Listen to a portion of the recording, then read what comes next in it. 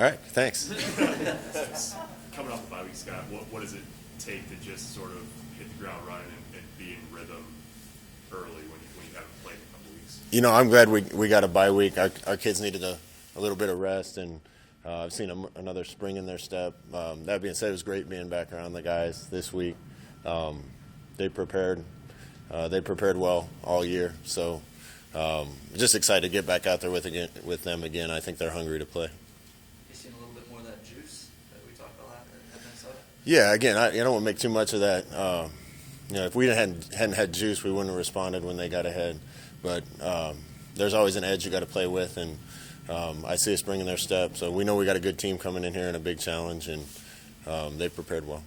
I know you don't fully know until he's out there in a game, but do you think the week off did good for Connor Culp? And how did that? Was there a competition there over the last couple of weeks? Yeah, we had competition. In fact, we had a kickoff one day with 4 guys, and all 4 guys did pretty well. So we got a decision to make. But, I think stepping away probably sometimes helps if you're in a little bit of rut or going through something in your mind. So it probably did some good to get a week off. Those guys who might fill in for Deontay Williams, how far have they come in the last few weeks? Yeah, I don't say it's how far they've come the last few weeks. They've come a long way in a few years. They're good players. Miles Farmer's a good player. Noah Polgate's a good player. Marquise Buford is coming along. So there's options there, and those guys are getting their opportunity. They need to step up. What's to say about a guy like Buford that he has contributed the way he has, and that Fisher feels comfortable maybe moving him back and forth? I think just his level of maturity, and I've said it 100 times, but that's usually the key to someone coming in and having a great freshman year. What did the week off do for Adrian? Yeah, it got him healthier. He's been playing through a lot. He looks full speed, so excited to see him at 100% again.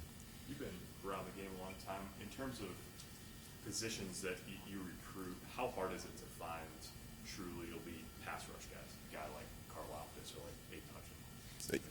Yeah, I mean, if everybody had one, those guys wouldn't be so special. But those guys can be game wreckers, so you got to make sure and know where they are, and sometimes devote more than one guy to them. And he's one of the special ones in the league. Like I said the other day, I think they got some other really good players. Their other ends have been productive. Their D tackles have been productive. Their Sam Backer's a good player.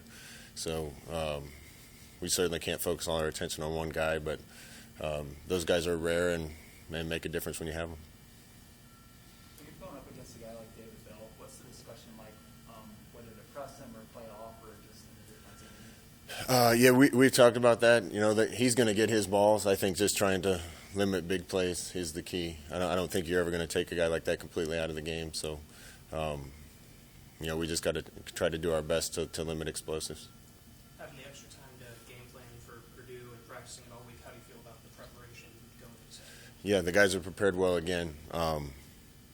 They've prepared well all year. This is a high-character team. I love their approach to everything, and they've done a good job with that again this week. You saw you saw Morrison both take some snaps after Ramir went out against Minnesota. How do you think the running back room is going to shape up behind him? Ramir's ready to go, so we'll kind of play it by ear after that, and usually we can go with a hot hand or who practiced the best. Who would that be right now? We'll see. Anything else, guys? Have a good one, guys. Appreciate it.